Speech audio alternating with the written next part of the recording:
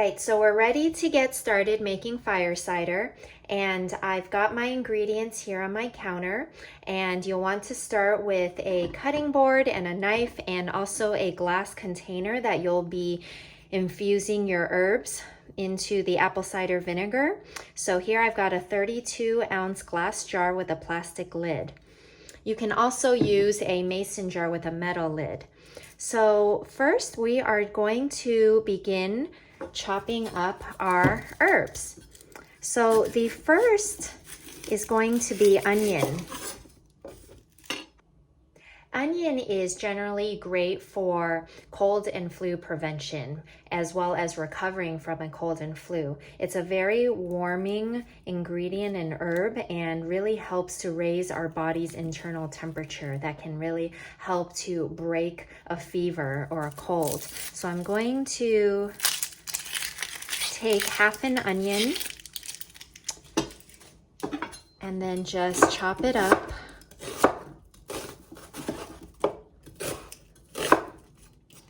Into pieces here, and then just throw it in my jar.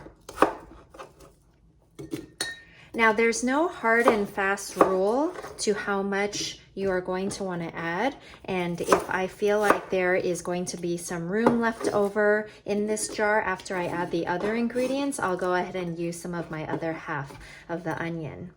And then next we've got horseradish. So horseradish grows underground, and when you grate or chop this or use it fresh, it has a wonderful effect in helping to alleviate sinus congestion as well as headaches. So if you've ever had horseradish in a sauce or eaten it with a meat or vegetable dish, you'll definitely know what I'm talking about. So I'm going to take about 1/3 of this horseradish root and maybe clean up and try to get some of the outer layer off with my knife. You could also use a peeler and peel it off, but I find this just a whole lot easier. So with that, I'm just going to cut up my horseradish root into pieces. I can already smell it from here. And then also toss it into my jar. All right, and then the next ingredient, I'm gonna start out with a bit of ginger here. And ginger is one of my favorite herbs. It's incredibly warming, and it improves digestion, and it also can help provide relief from nausea as well. And it is what is known as a diaphoretic herb, meaning that it raises your body temperature, and it also helps to expel that heat, right, of your fever or any type of illness where you're dealing with a fever or raised body temperature. So it helps you break that fever in the form of sweating. So I learned in a cooking class that one way to prolong the lifespan of your knife and to help keep it sharp is to use a spoon to peel the ginger. So that has always worked very well for me, using a spoon here.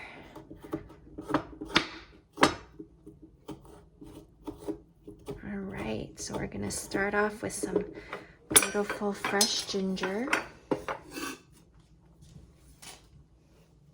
It doesn't have to be perfectly peeled. I think this is a good start, and you're just going to basically slice it like so.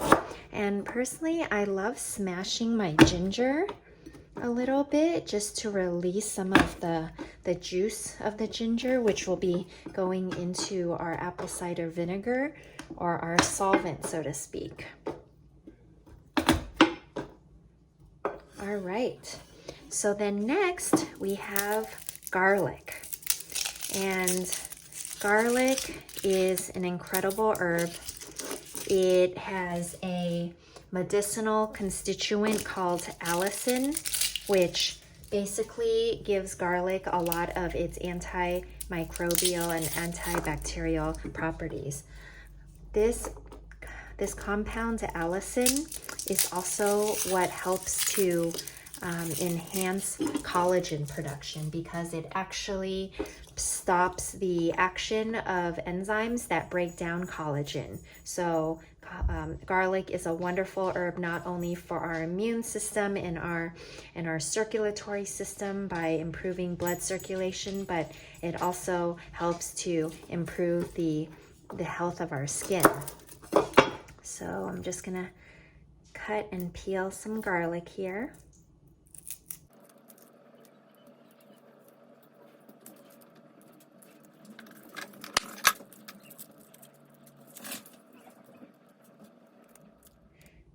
So I love garlic, and I am basically going to use an entire clove. So I'm just gonna cut that up.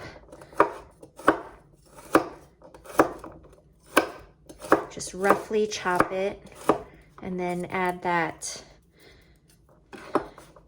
to my jar.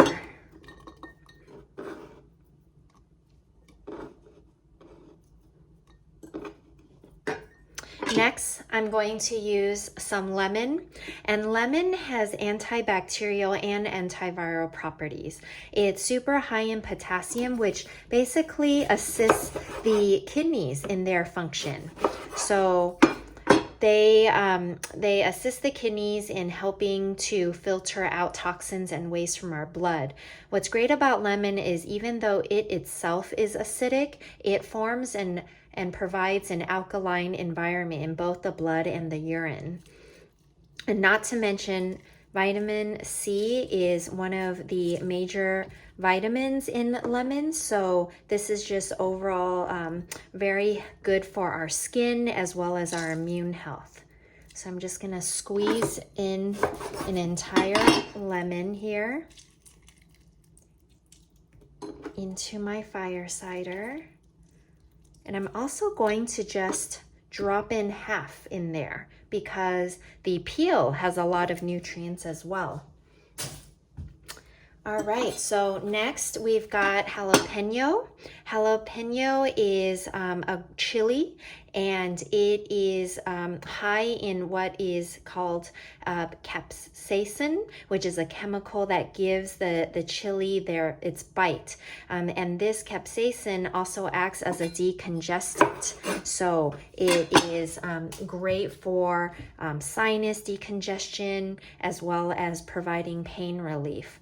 And what's great about jalapeno peppers is that it is also high in vitamin C, just like lemon, as well as vitamin B6.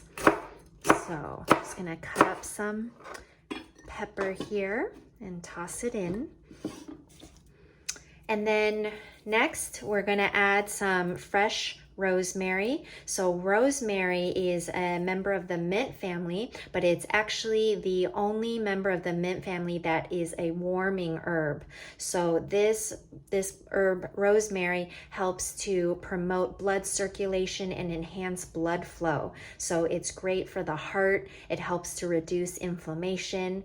It's got antibacterial and antifungal properties as well. So I personally love including rosemary in my fire cider. So we're just gonna take the leaves off of the stem, like so, and then chop it up a little bit. And we're gonna add that to the fire cider.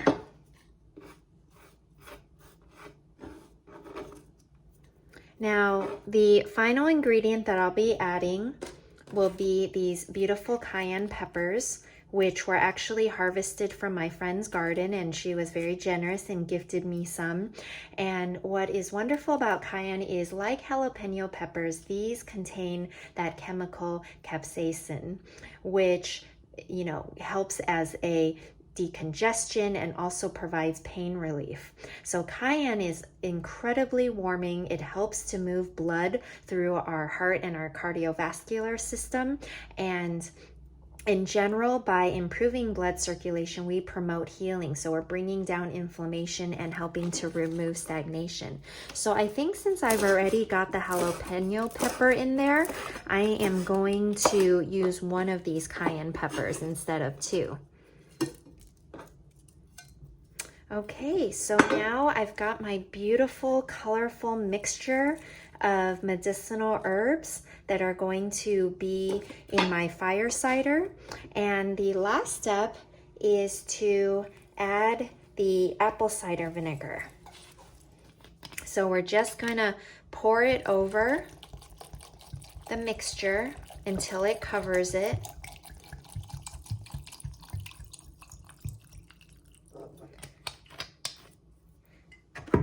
And then we're going to cap it like so.